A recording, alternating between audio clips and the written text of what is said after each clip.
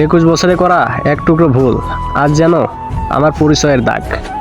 মানুষ ভাবে আমি বদলে গেছি, কেউ ভাবে আমি আর আগের মতো নেই। ভুল তো সবাই করে জীবনে, কিন্তু আমারটা যেন পাথরে খোদাই হলো। হাজারটা ভালো কাজ ঢেকে গেল শুধু এক মুহূর্তের সিদ্ধান্তে। চোখের জলে ধুয়েও মুছতে পারিনি অভিযোগের কালি। শুকায়নি এখনো যে আমি ছিলাম স্বচ্ছ আকাশ, সে আকাশে এখন দাগের মেঘ। সমাজ শুধু ওই ভুলটাই দেখে, আমার নিঃশব্দ কান্না কেউ শোনে না। নিজেকেই প্রশ্ন করি বারবার, আমি কি সত্যই এতটা খারাপ ছিলাম?